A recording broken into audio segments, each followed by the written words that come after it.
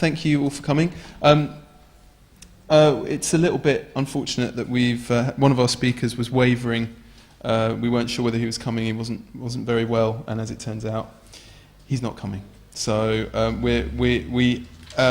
tonight, for your viewing pleasure, we have an unmediated hour of Ben Russell, who is going to give a presentation called Not Free, and we can't expect him to do the whole hour, so we may have some small presentations up here before we go downstairs once again for some drinks. So I'd like to hand you over to Ben Russell.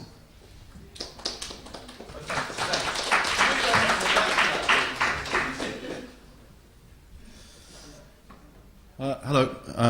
I just got a flu over the weekend, so this might not work. But there's not too many people here, so I can probably manage the energy. We didn't actually introduce Ben, because I know he won't introduce himself.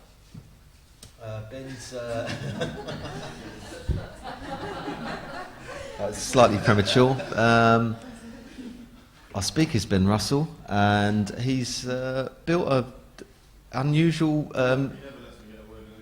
He's built an unusual position for himself in Europe and internationally over the last few years, based on initially self-published material that got a lot of high-profile attention, particularly HeadMap, which has been cited by numerous, let's call them futurologists, as a key text in looking at how mobile devices and portable technologies might affect all sorts of things to do with space, social organisation, and lots of other things. He's been interviewing a vast array of different people over the last year, which he's compiling into a book, which I believe he's going to talk to in part this evening. And he started to write in and around the future and how technology is going to potentially shape the future, and touch on all sorts of areas to do with economics, politics, technology, and social change. So I'd like to reintroduce Ben Russell again to come up and take over.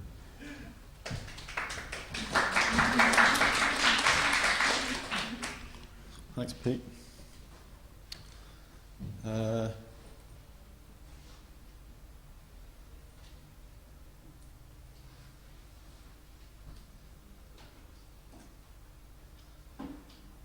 Okay, I'm just going to wing it, because I had a plan for a kind of focused presentation, but I've just been really sick, so I haven't sort of sorted it out. So I'm just going to throw out a bunch of ideas and see if they hang together.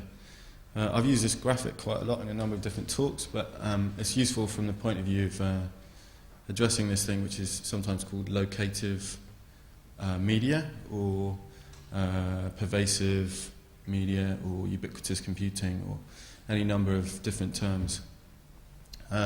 Basically, if you think of this as a kind of context map for an environment that we're going to be inhabiting over the next few years. So in this small map, we've got sort of static machines, which are networked. We've got sensors, which include sort of cameras, motion sensors, and a whole range of other sensors, and then biofeedback, things like this. Mobile devices, Wi-Fi nodes, this idea of Wi-Fi calibration, which is the principle that using Wi-Fi nodes you can map the spatial properties of the Wi-Fi network and determine from those spatial properties where you are, just based on signal strength and this kind of map that you create. From that you get a kind of grid on which you can place information in a space. You can also use a whole range of other technologies to do this. So if you want to determine your location, you can use things like GPS, or you can use proximity. So if you have a static machine that knows where it is, you can derive the location from that static machine, or you can derive your location from a local machine that's kind of relative, that knows its position. There's also things like ultra wideband, which promise to give sort of fairly fine-grained location information, although the the reality at the moment is that the location information you get is not as accurate as any of the hype. So a lot of these technologies are flawed in lots of ways, and Wi-Fi location sensing is actually very specific to the physics of buildings and so forth. So there's a lot of promise there, but the reality of placing information in location is actually some way short of what it might be. An interesting thing about a lot of these technologies is that, and I was talking to this guy Anthony Steele at UCL the other day. He's a graphics guy, but he was telling me that one of the problems at the moment is that when people start projecting forward and looking at the futures for these kinds of technologies, is that they tend to imagine perfect systems, and they brainstorm perfect systems when all of these systems have considerable imperfections, and it's hard to actually imagine a future unless you take those imperfections into account, so that the kind of brainstorming that goes on isn't necessarily relevant to what actually gets deployed. Spatial annotation is where that once you've determined your location, so your mobile device, for example, knows where it is, then you can add information to this grid. So it's a principle that's been widely used industrially under the heading of geographic information systems, but it's starting to have civilian application in the sense that you can leave a piece of information somewhere, and if your device knows where it is and it's close to a piece of information, it can let you see that piece of information. For my money, there's a lot of current interest in leaving information in places, but I'm not actually sure how interesting that is. And actually, one of the things that is interesting is social proximity. So you're less interested in where you are or what's close by than in who's nearby. So like, and that proximity can be quite vague. So you can just know that you're near somebody. It doesn't necessarily have to be a specific position. Overlaid on that is social network maps. So that, for example, you don't want to know that everybody's close by. You want to know maybe that somebody you know is close by, or somebody who somebody who you know in common with somebody else, for example. And then when you put all those together, you get a sort of spangly 1970s T-shirt pattern, which is really handy.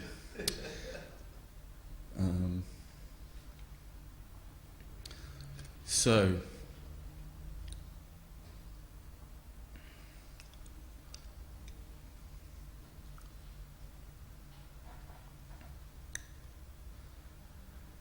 Just in case you get the idea that I'm a utopian, I just wanted to add this kind of slightly depressing image to indicate that this could all go wrong, and we could end up getting all these infrastructures used against us, and the end of the world could be coming pretty soon. But I just wanted to add that. I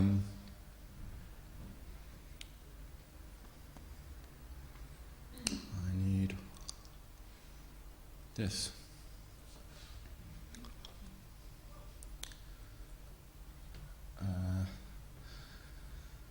Some time ago, I was driving into the Nevada desert to a big festival out there, and I was with my girlfriend, and I just flew about 10 hours and then drove 11 hours into the desert, and I was really tired, and we decided to go to this festival actually 2 days previously, so my head was kind of in a bit of a state, and we got to this big festival, and it was like 30,000 people at a large art festival in the middle of the desert, and the place has a structure which looks very much like the horseshoe-shaped graphic of the space in the previous thing, which you probably don't remember, but the addresses have sort of cross streets, and we arrived at this cross street called Hope and Inspiration, and we parked our car, and we were really tired, and there was a tent next to where we parked our car, and we went over and asked the people in there where we were, and so I've kind of jumped ahead a bit there, but they said we were at Hope and Inspiration, and we looked really tired, so they offered us some food. So we went into the tent, and there was these extremely interesting people, all varied backgrounds, and it turned out that they'd all been to some school for really gifted kids in the east of the United States somewhere. And I was just having dinner with these guys, and I noticed that one of them had a whole load of bites down his arm. And I was like, what are the bites on your arm? And he goes, they're monkey bites. I said, well, how come you've got monkey bites? And he goes, well, I'm a neuroscientist, and we have these monkeys, and what we do is we put ceramic plates into their brain, and the idea is that we give them a joystick, and if they move the joystick to the left, then we give them a squirt of juice. And the thing is, we have a ceramic plate in their brain, so that we're actually detecting when they move left in terms of their brain patterns. So eventually the monkeys learn this, and then they realize they can throw away the joystick, and all they have to do is think left, and they get a squirt of juice. And I said, is that how you got the monkey bites? And he said, yeah. So there's some guys at UCL. UCL seems to crop up quite a lot. We've got Tom Carden in the audience also from UCL, but and he was telling this. Actually, somebody else was telling me that there's these guys at UCL who they're using functional MRI scanning, which is an MRI scanner is a long tubular scanner which rotates all your molecules to the right or something. I can't remember. It's some complicated physics process, but it allows you to build up a pattern of brain activity. And functional MRI, as I understand it, allows you to build up a picture of brain activity over time. So these guys at UCL have started showing people virtual reality models while they're in the MRI scanner. So they can actually get people to do things like route finding or navigating a space while they're in this tubular MRI scanner. And they're finding out how the different regions of the brain react to different kinds of spatial problem solving.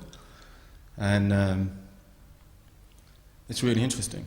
And then, there's a bunch of popular neuroscience concepts that are starting to come out, which seem to have some sort of relevance to this space, and that's just why I'm sort of bringing some of them up. But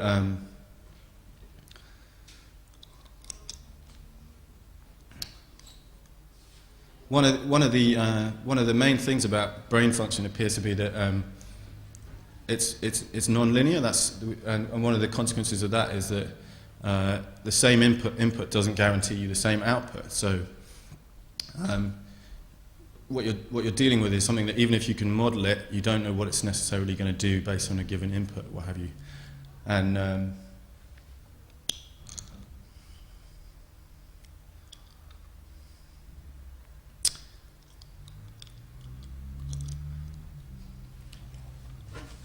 this point I'm going to refer to my notes. Oh yeah, okay. So memory in the brain, memory and processing are not separated. So like in a computer, your memory and your processing are separated, but in the brain they're not. And for example, your memories are all kind of stored often in the same place. So for example, if you want to remember something, it's quite a good idea to remember where you were when you were thinking about that thing, because that context will trigger the neurons to fire in a particular way. Oh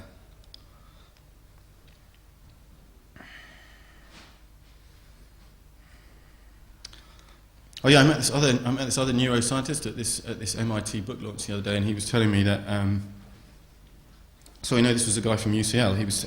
This was the guy from the MIT book launch, and he was telling me that what he does is if people have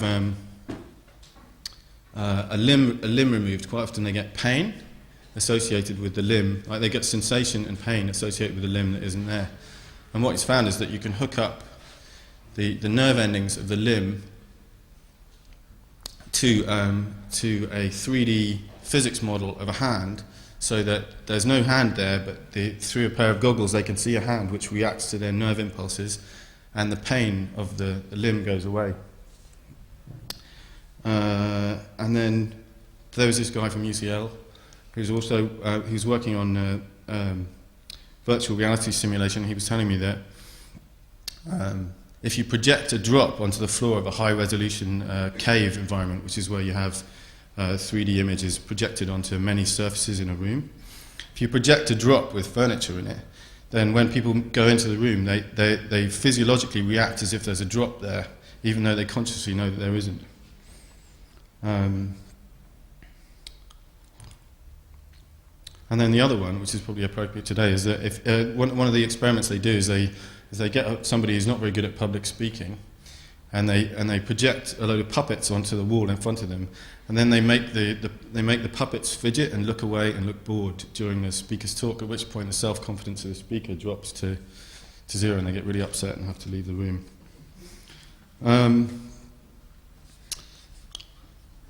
So I have to somehow contextualize that in terms of other stuff.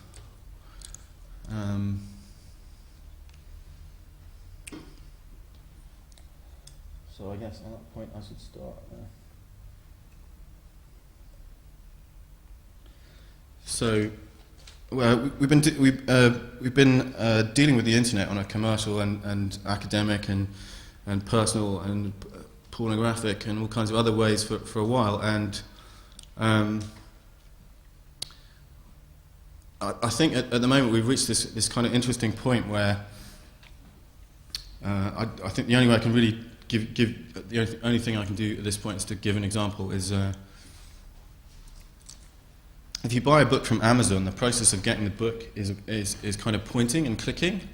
So the actual actions involved are fairly simple, and there's been some considerable thought about the user interface and what have you. And the cost to you is very small in terms of time and energy in terms of getting the book. So with Amazon, for example, you can with one click buy a book. Okay. At this point, an enormous logistical machine kicks in, a highly motivated logistical machine. So there's a Oracle spatial map of a warehouse that knows exactly where the books are. Machine goes in, driven by a human, probably picks up the books. The books are packaged up. They're then given to. They then go further down the logistics chain. They go into a delivery cycle, and they reach you at your front door. And you take the book, and there it is in your hands. And the only thing you have to do is go and pick it up off the mat or take it from the courier. Now, if, for example, you forgot you ordered the book and actually bought a copy from a local bookshop, so you've got two books, you might want to return one of the books to Amazon.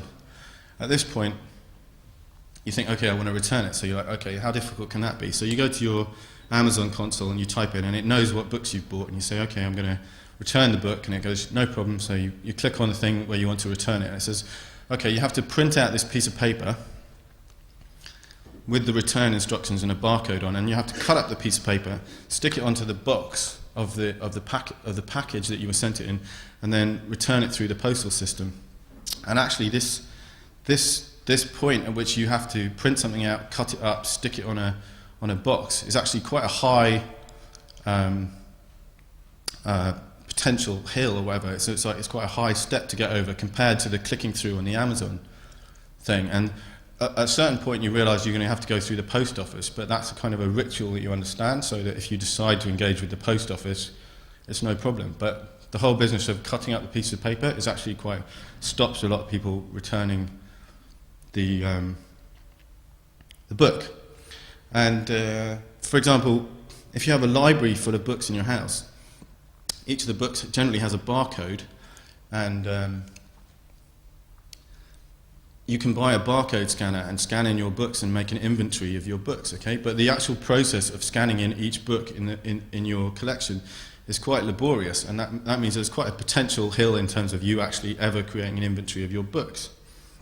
So if you imagine that each of these books has an RFID tag in, and that your phone, and some of the new Nokia phones have RFID readers built into them,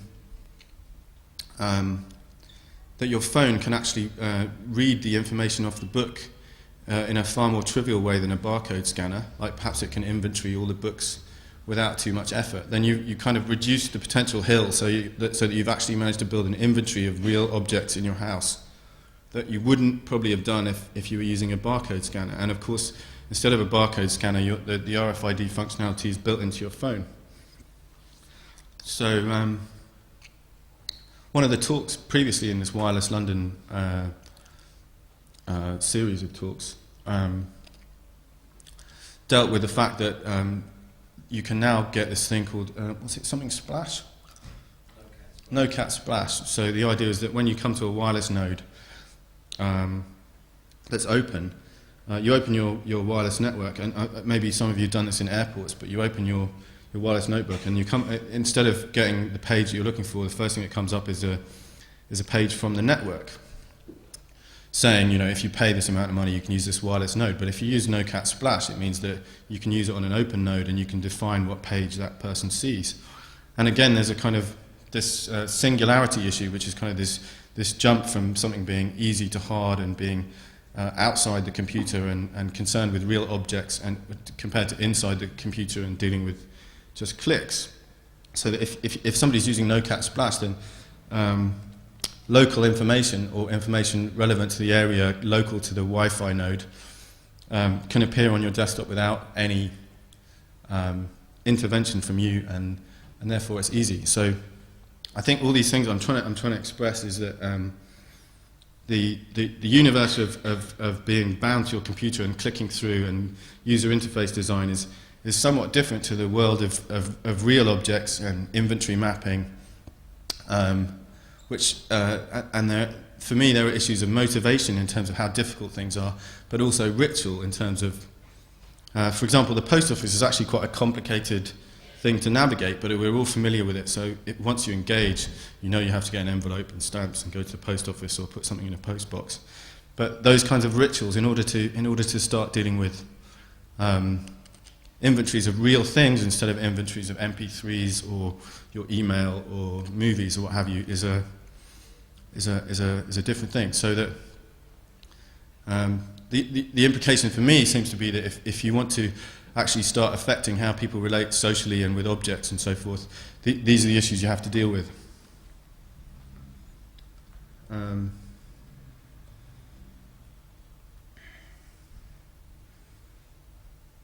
So it's kind of moving from the sort of Narcissus universe where everything is virtual and ideal to a universe of things and personal relations and actually having to meet people and things like this.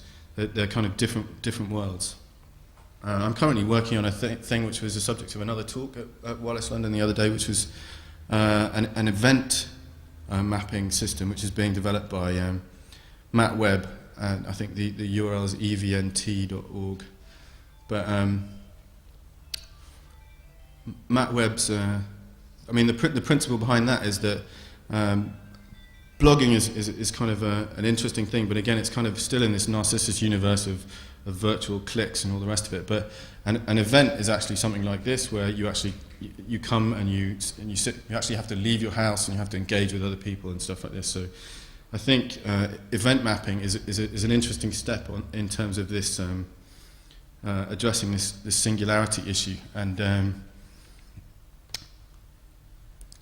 if you can create, I'll skip to another point actually. In terms of military theory, there's this concept which comes from Soviet military theory called the revolutionary in military affairs, and one of the principles behind this is that if you introduce a new piece of military technology, say a cannon or radar or something like this,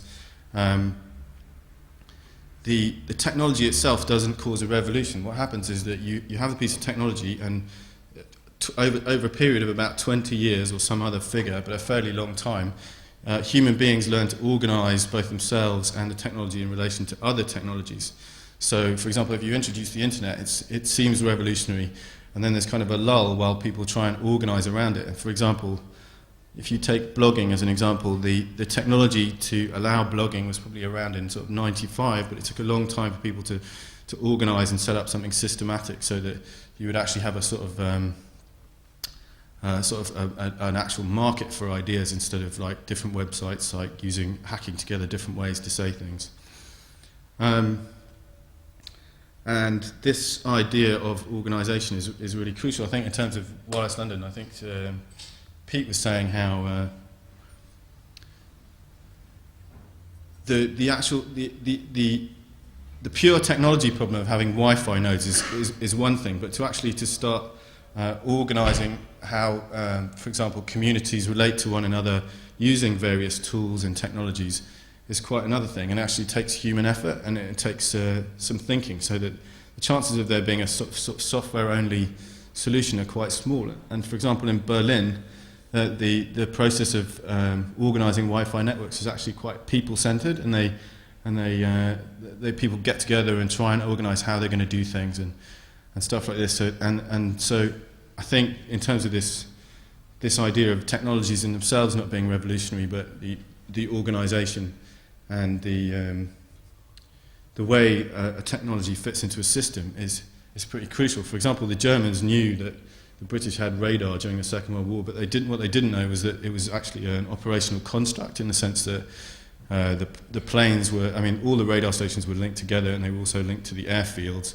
and you would launch particular planes based on the distribution of bombers. So just knowing that the British had radar is not the same as understanding that there was an operational system there with people who understood what they were doing and that everything was interrelated. So I think in terms of the fact that ubiquitous computing is kind of effectively deployed, in terms of we have mobile phones that have extremely fast processors, graphics, and what have you, is one thing, but to determine how that's going to change our culture or our economic culture or any facet of our culture is much harder to determine.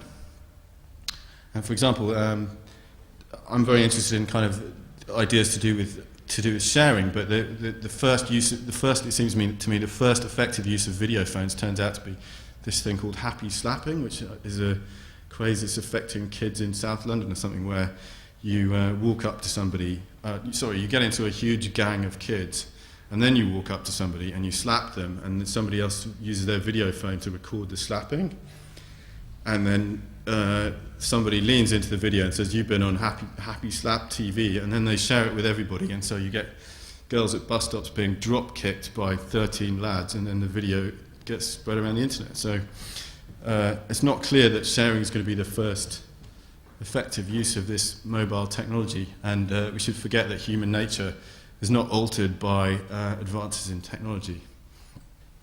So, and it's a point made in one of the earlier talks, I think Armin Mendosh, that progress in technology does not equal. You shouldn't confuse technological shifts with a change in human nature, or assume that power structures will be altered or won't survive transitions into new technologies.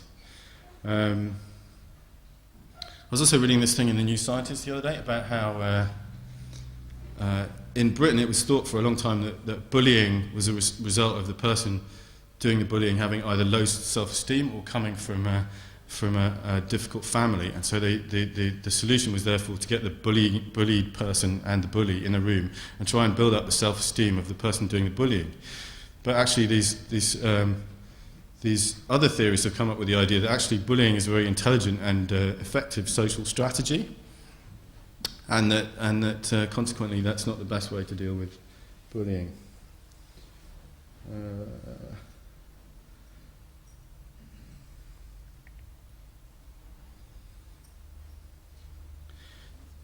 Two former Vietnam veterans, one was a helicopter pilot and the other one was a Marine, have seen, were present and have seen firsthand that technology doesn't by itself win wars, and that the idea that we'll have engineering solutions to social problems is extremely wide of the mark. Like the only way we're going to get solutions to social problems is if we have people who address those problems with some sort of knowledge of a technological context, so that they can apply some of the technological tools they have in terms of a particular analysis of a particular problem. And somebody who seems to embody that idea is actually one of the tutors who started DIP9 here. It's Bernard Toomey, who kind of emphasises the link between thinks of architecture, I think, in terms of, it's probably a bad place to say this, but thinks of architecture in terms of the kind of interaction between the structure and the event. Feel free to correct me afterwards. I was a very... this is kind of a bit left field, but then again, so was all the other stuff, so it doesn't matter. One definition of archaeology is how people relate to each other through things.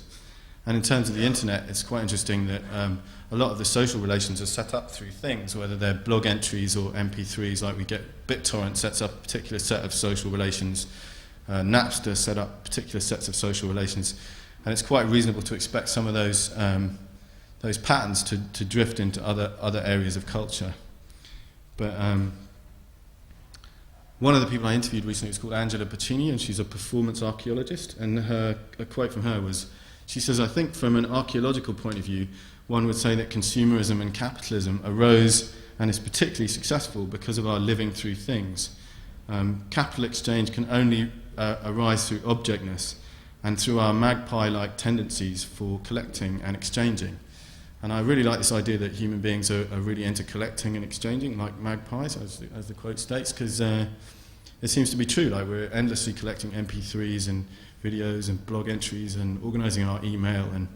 And it's interesting that that our internet culture is almost taking over from that sort of capitalist culture of collecting. You see, we're collecting these kind of things that have object-like properties but aren't objects. Which brings us on to sharing. So on the internet, there's a lot of sharing of non-rivalrous goods, so that we share MP3s or movies because it doesn't actually cost us anything to share those things, even though it might cost an author or something. And the issue is whether those kinds of sharing can actually apply to real objects and real inventories. There is this notion, and a sort of vaguely architectural notion, that when you walk down a suburban street, for example, you have no idea what's in any of the houses, and it's almost like the whole of London is a lot of boxes which you have no way to see into, most of them. But it's quite possible with, for example, this RFID technology, brainstorming as a perfect system, which isn't the right way to do it, but that, for example, with high-value items like power drills or things you don't use very often, that you could end up sharing those things amongst the street as long as you had sufficient information that they were there. And it wouldn't necessarily be a tragedy of the commons issue, because you could just share with the neighbours that you trust. Whether this behaviour will emerge is quite a different question, and it kind of comes under the heading, which is more and more important to me these days, of that technology isn't actually technology is a history of uses rather than projected uses, and that as much as it's interesting to imagine futures, the reality is that technology gets used for things like happy slapping, and you should concentrate on the things it actually gets used for rather than things that you notionally would like it to get used for whatever reason.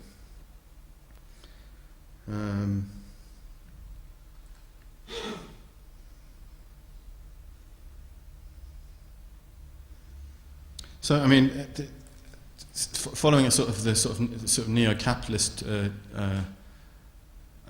neoliberal, neo-something, political trends in Britain and America, which I'm not actually going to take a position on, but that it's been decided that we're not interested in full employment, and a lot of the intermediary roles in society, like park keepers and bus conductors, have actually been removed, and so we actually have a chunk of the population who are allowed to fall, especially in America, allowed to fall outside the safe part of the money economy.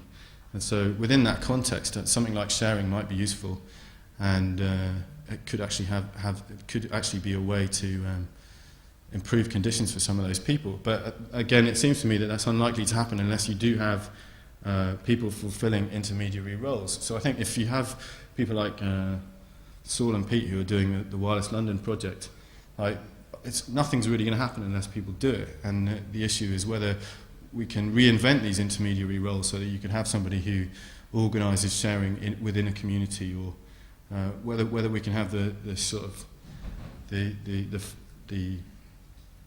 strength of will to actually organise our communities better using the technologies we have. And there have been examples in the UK, like there's a project called Tenant Spin in the north of England, which is based around a Swedish project, but they introduced a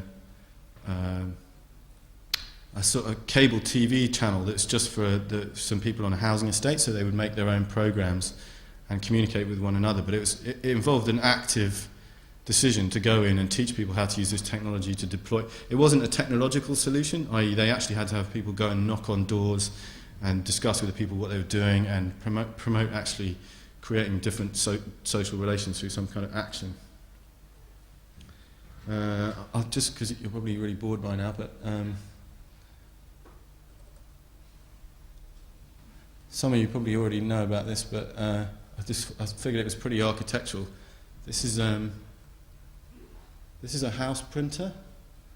So there's these guys in San Diego who took the idea, because there's this whole business of resin-based printers that can print out things very small. So this San Diego engineer decided to scale it up and basically has a nozzle that's pouring cement with 2 trowels on the end. And as a consequence, you can print out a house. And so you can print out an entire suburb in a week. And so what I was thinking is that maybe in years to come, we'll have American airstrikes on Bulgaria for copyright violations of Frank Gehry and things like this, like whole suburbs. But you could also choose sort of what house you want every month. You could have a new house every month. It's not bad for architects either. It's just bad for the building industry, I think. As architects, because then you have to design a new house every week, right? You would make loads of money. I guess they'll get replicated, but you can take a smaller amount of money. I'm sure you can work out the economics. Can't be worse than it is now, right?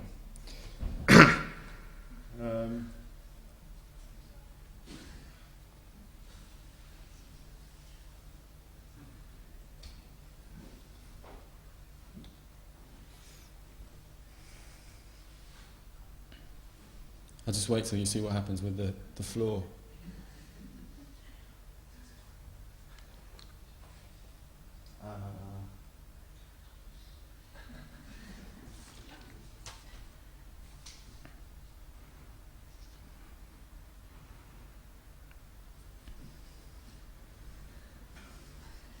There is actually some sound, but it's really annoying sort of classical music thing. So that's kind of better quietly.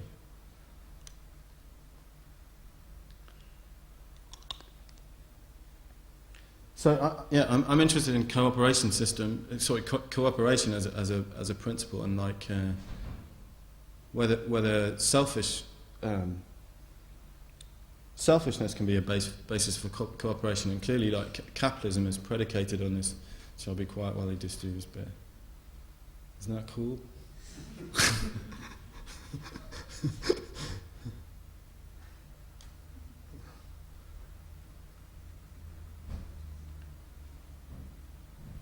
So anyway, you can buy these house printers now, and they're, well, I don't know if you can actually.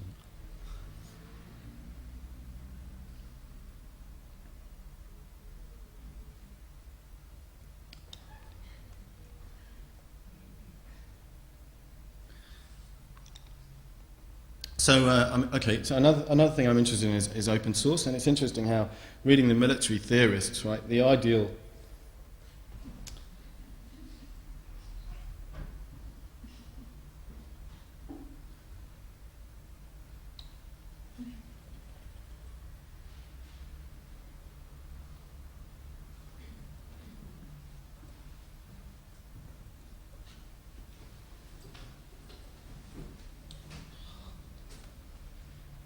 Sorry, this is. I should say this is this is a National Science Foundation funded engineer called Berok Koshnevis at UC San Diego, I think.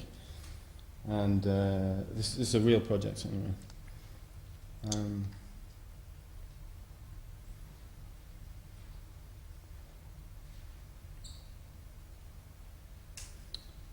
Okay, I can't find the quote that would lead into the next bit I'm trying to think about, but I'm interested in open source as a kind of sort of anti-utopian project, in the sense that it's really about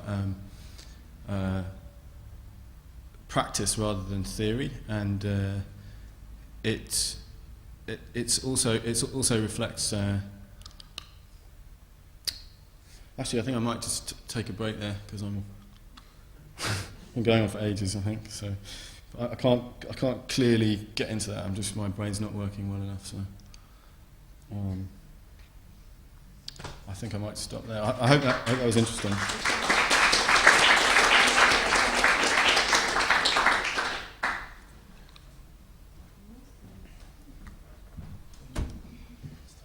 Is that right? Yeah. Thanks, Ben. Okay, well,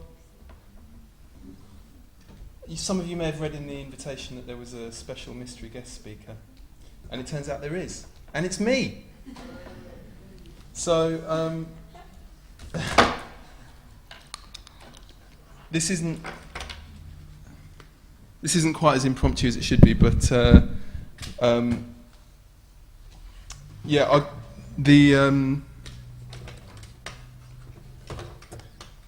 thanks, Ben.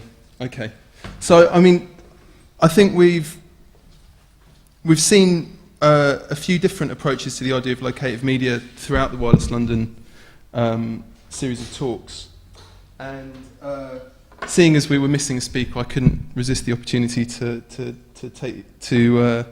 stand up and talk in front of loads of people again, and also to try and address the idea of locative media and of sharing, which is something that Ben came around to at the end of his talk,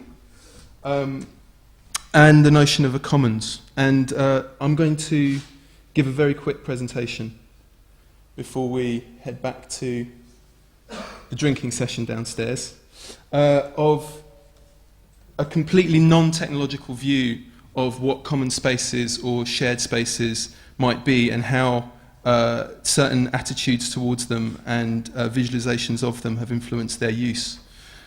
So, starting here with a Chartist rally, the Great Chartist Rally on Kennington Common on the 10th of April in 1848. And during an event that I helped to organise in 2003 called the Cartographic Congress, Stefan Zelken gave a tour of Kennington Park X Common. And one of that he talked about all the uses that this space had had over the years and the ways that it had been interpreted. A common being a space that is not owned by anybody. So the common was a place where people could gather, they could have public rallies, they could build strange little things to, like a bit like allotments are these days. If you go and see the architecture of allotments, people are given the freedom to build pretty much whatever they want out of whatever materials they want. And the common was open to exploitation by anybody who wanted to, and open for people to imagine what they were going to do with this space. So Kennington Common had been used as a space for public protest and demonstration since the Chartists, or Republicans and Methodists and dissenting groups of all kinds, from before the Norman Conquest. And this is what it looked like pre-enclosure. It's kind of an open space, and you can see that roads run through it, and it isn't really defined by any particular geometry. It's just a negative space, really, in between lots of owned spaces, which are much more defined.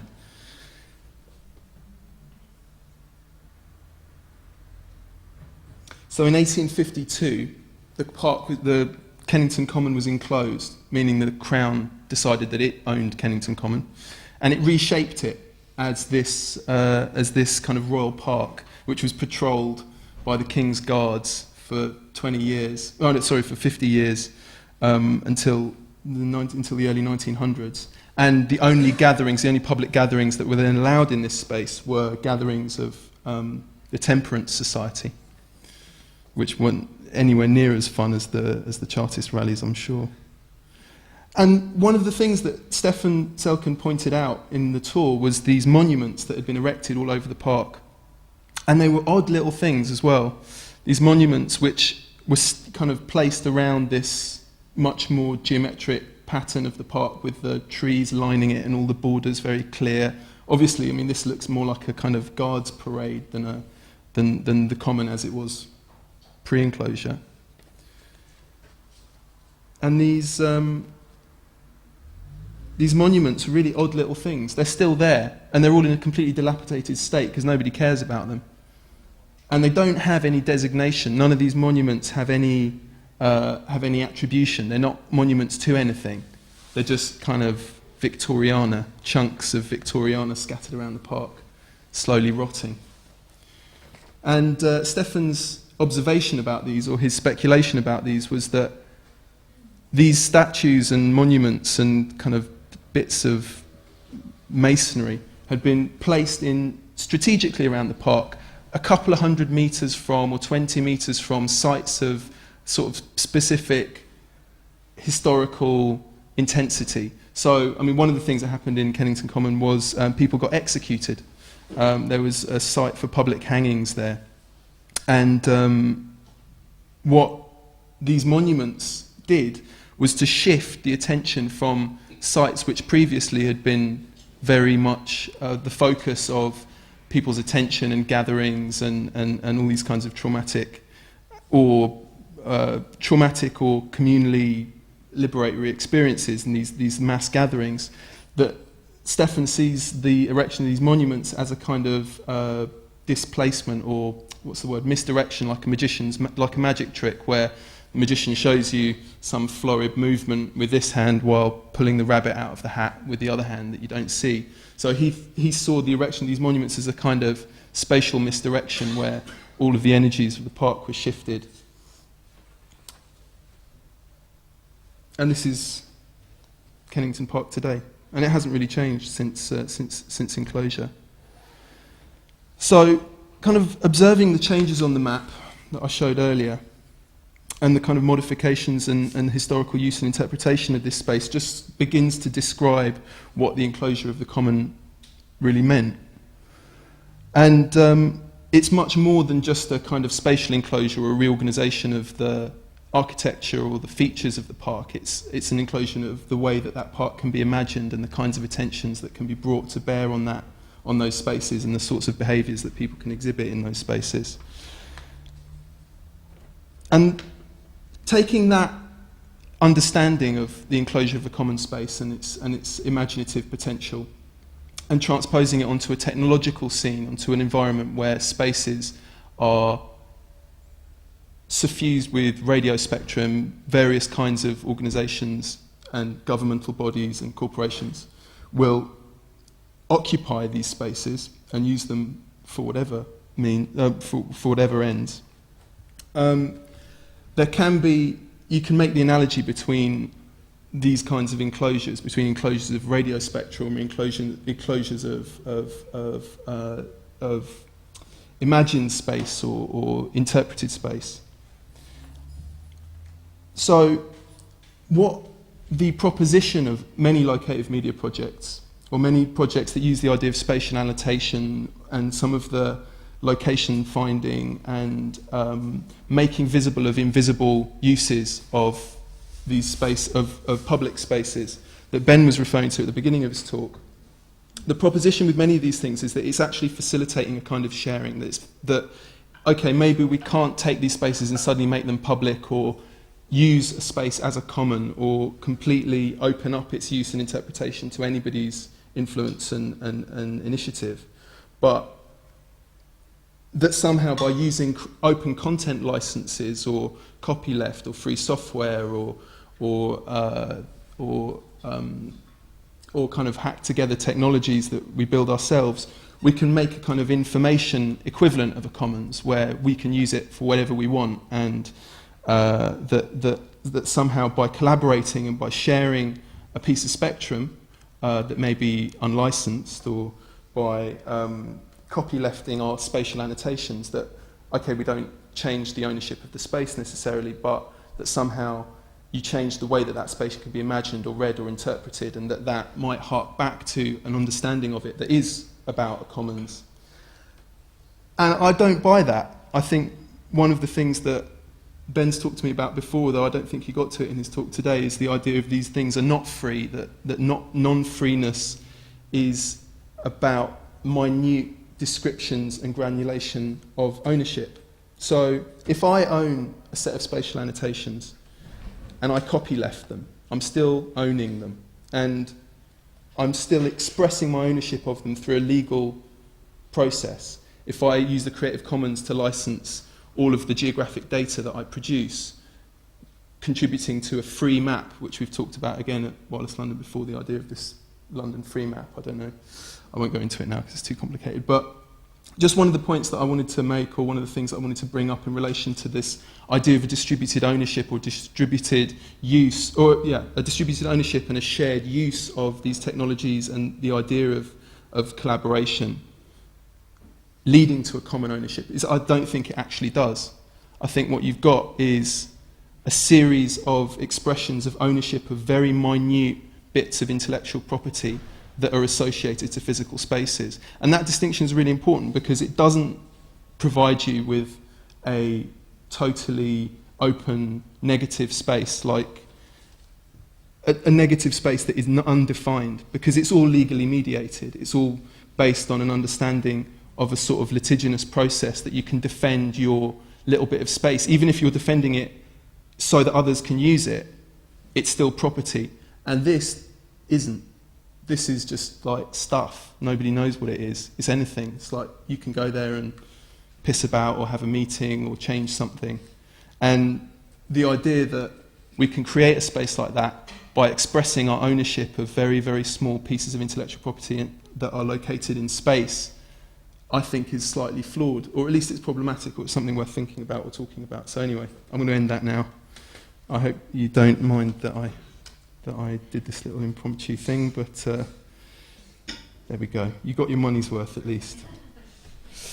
Okay, Pete, do you want to close it up? Yeah, I think we had a kind of discussion about Wireless London, because we reached a point where what it was intending to do was reignite or kind of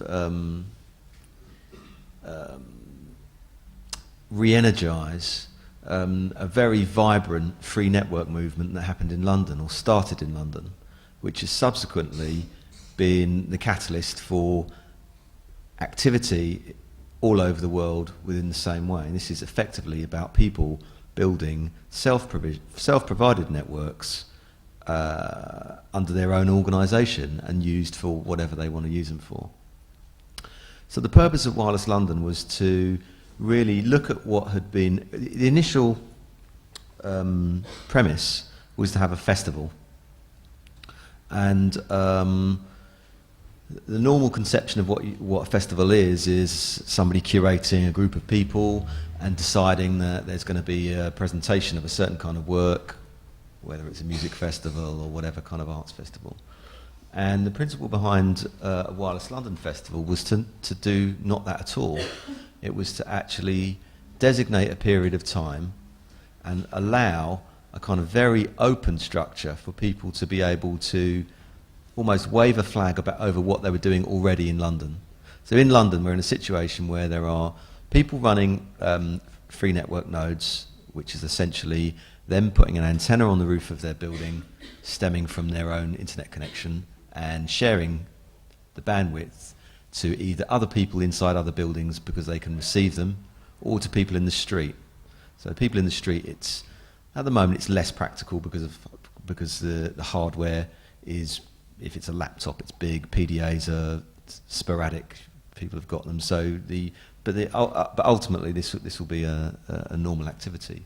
So the idea that we're at a point now where we're embedding an infrastructure that a lot of the time the arguments are people haven't got the computers to be able to access a free network signal.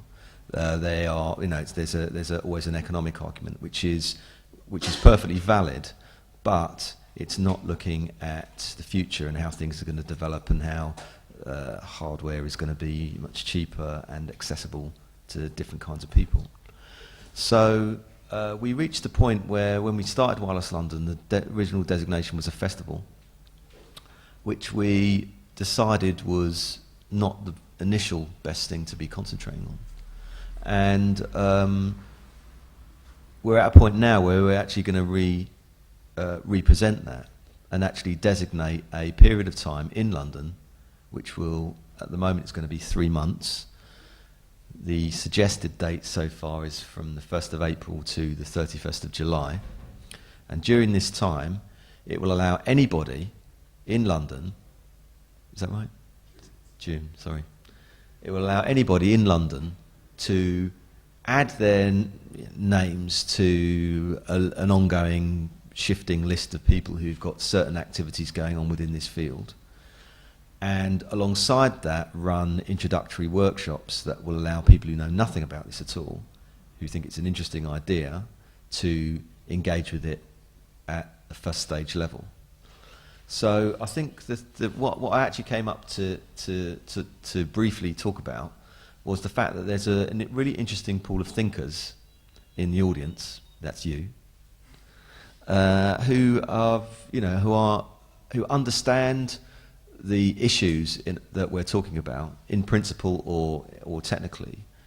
And we're at a stage now where there are no hard and fast rules. There's disparate groups of people in London who are working in this field. How do you bring them together? Now, at the moment, there's handfuls of people thinking about this. Maybe the people like James Stevens in the audience here, Saul, various other people across London who are either involved technically, so they're having to think about it, or they're just interested in it. And the difficulty is, one, the scale of London. I think this is a problem. London is a very big city. So to get some sense of cohesion and communication across people, even something as simple as a workshop. Say if somebody decided to do an antenna building workshop in South London, if you lived in Aldgate, are you likely to go? In other cities, those kind of issues don't seem to be quite so difficult. So I think that's one thing. But I think what I wanted to do, because we can go downstairs and drink wine and listen to some dub music and chat, but it would be, and I'm not sure who's presenting, whether people presenting this evening, but I think the interesting thing would be to actually try and use the group of people here to actively try and come up with some ideas. And it isn't about us not having any ideas, but it's actually about different ways of approaching this. So it's complex, because there are commercial considerations, people who are running businesses who would benefit from it. There are social implications, people who are marginalised with no internet connections. There's going to be a mixture of council-based access, plus people using their own connections on a private level, or groups of people organised for whatever reason, whether it's a community group. And I think we're at a point in time now where we're trying to energise and raise the profile of this as an idea and communicate that this is a good thing to do. And there's a momentum with other cities in the world. I think since I last talked, there was an article in The Guardian, I think it was since the last talk, on something that's being designated and called municipal Wi-Fi. So there are lots of, which is another, essentially it's a form of free network or open network. It gets complicated because the definitions between what municipal Wi-Fi is and what a free network is becomes to be there's a political and economic definition, which I'm probably not best trying to explain that right now. But the point I'm trying to make is that there's different ways that this is going to happen. So the ubiquity of a network across cities, initially Western cities, but ultimately all sorts of cities in all sorts of places, is coming. And we're in a position now where we have a window of opportunity to be able to shape that into something that people can use, rather than it being an imposed structure with restricted use. And that's the situation. That is the situation at the moment. And I think it would be worthwhile getting people. The reason why I wanted to particularly bring the discussion about this to the AA was that I felt very strongly that architects were the key people to begin to be able to think across lots of different fields, because they naturally think in terms of social conditions, economics, politics, planning, space, and organisation, systems. All of these things are familiar components of an architect's toolbox or armoury. So it seemed really logical for me, seeing and understanding architects by being close by to them, or maybe dealing with those kinds of ideas, to begin to not hand over, but certainly say, what do you think of this, and how do you think this should be shaped? If architects are continually thinking about how cities in the past have shaped social conditions or shaped politics or shaped economics or ecology, and also continue thinking about different scales of how architecture might affect the future, then this is a really valid question. And I think it's something that will rise in stature. So I think it would be an interesting thing to begin to discuss when we move downstairs. I don't know whether there's any.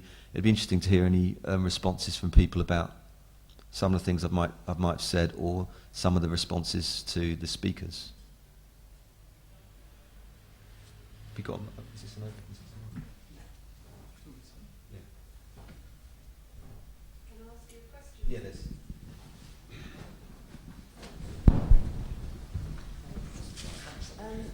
I'm not sure.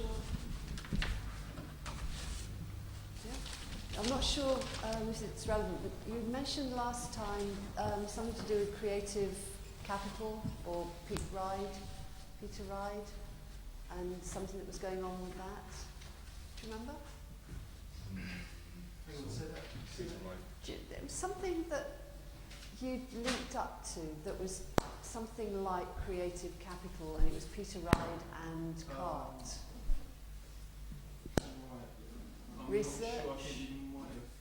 Research group, Cart. No. No? Who mentioned that? That was last month, downstairs. Downstairs. Oh, okay. No, it wasn't that. But it was something that you said he was interested in setting up, and there was money, and you got something sorted out. No? This is a dream, isn't it? No, I had it's this not. dream. There may have been, I can't remember which conversation.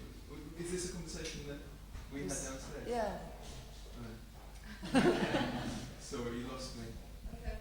Creative capital? Creative Commons. Doesn't ring a bell. Creative Sorry. Peter, we should phone him up. Yeah, we should give him a ring. It's a phone. Creative capital doesn't ring a bell. We'll phone him and ask him what he was about. Are there any other comments? I think it would be interesting to open this up to talk if we can, and take the opportunity to throw some ideas up. Or we can just retire to wine and more low. Come in so late and This is. I mean, there is always interesting people in the audience here. I mean, I'm not sure. There aren't very many AA. Who here is actually from the AA? As a matter of interest. Wow. Is that anyone at that end of the audience from the AA? Now, this is really interesting because there are only two people here from the AA. This is pretty. It's very unusual. I can spot someone else who's associated, but I think it's very unusual to get so many people. And this has happened. All of the talks have been a really strange mix of people, and it would be interesting to find out where people are coming from. I think this is. It's not. It wasn't a flippant comment because there are people here from an art practice background who are interested in practice of some form, or people who are technologists, or people who are working in some form between social education and technology. And it's really interesting that it's drawing this quite diverse group of people together. And it would be nice to get some of those voices to talk about their own positions, because ultimately this is about getting other people to energise their own area. If you're within an education field, then this is something you should take within that field and explore. And ultimately, this is what Wireless London are trying to do. We got called a quango recently, which we thought was fantastic. After the initial insult, we decided it was something that we thought was a good thing. But I think it's about advocating this as an idea and hoping people take it up in different areas. Any other questions? Yeah, good.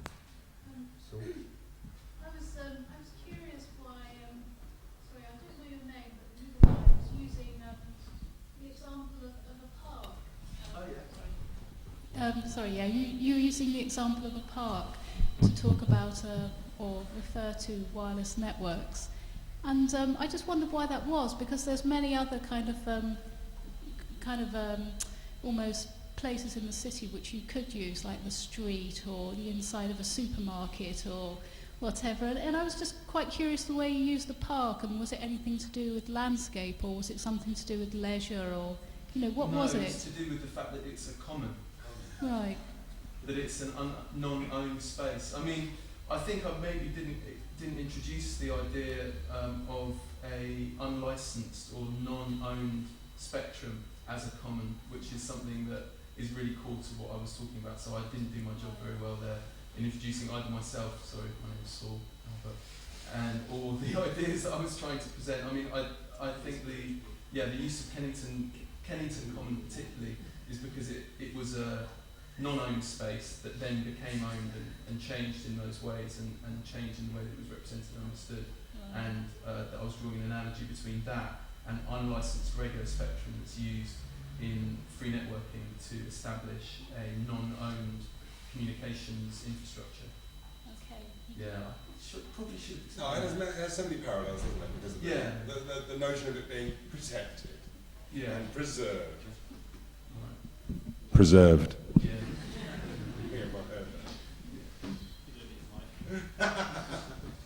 I think that's quite an interesting analogy, just because it ultimately, one of the major effects, I think, will be through public spaces initially. I think that's something that's going to... It's a fabulous way to illustrate it.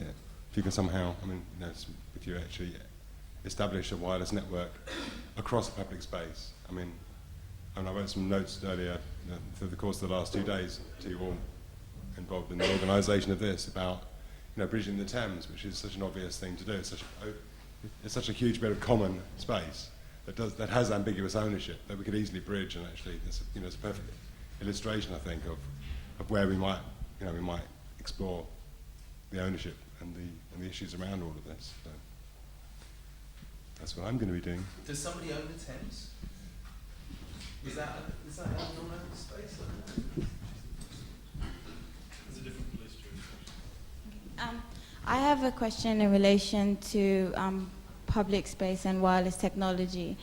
We're from DIP 9 and we're working with Crystal Palace Park, and what's interesting is how wireless technology can start to influence the way we inhabit space with a lot of wireless devices. Let's just say with your mobile phone, what happens in a lot of situations is, even where you have a large group of people meeting, people, you know, pay a certain amount of intimacy to their phone, where they bring other people who are not actually physically present into the realm of whatever activity they're taking part in. And I think it's interesting to think of the city today and how we interact in public space, and to see how possibly we're mutating the way we will interact because of the wireless technologies that exist today. Really, what are your views on this idea of public space and wireless technology? Ben's got an answer. Well, I think that happy slapping thing is absolutely incredible. Like, just the idea that you bridge the gap between, you know, strangers in that way. There's actually like a way that you're getting people to engage with each other. I mean, it is. It's like, and it is through the wireless technology somehow.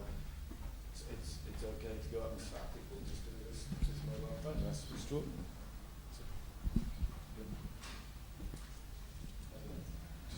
I mean, okay, there's the idea of like being on the phone and bringing people in, but at the same time, you're actually going to start breaching the boundaries. Use the mic then. Sorry.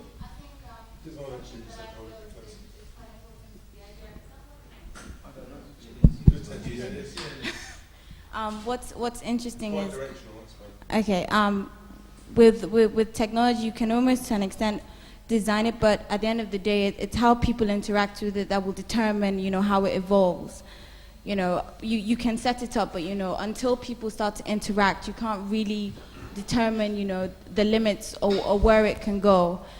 I mean, with that example explicitly in mind, you know, what's happened there is people have been given permission to go up and slap somebody, and it's about somehow this sort of sense of, you know, permission in public space to actually behave in unexpected ways, or in a way that isn't, you know, otherwise constrained by who you perceive owns the space. Or if you're in a shopping mall, you can't form a scrum. You know, I think there are standards that you're not really sort of invited to traverse, but you know, somehow you can do.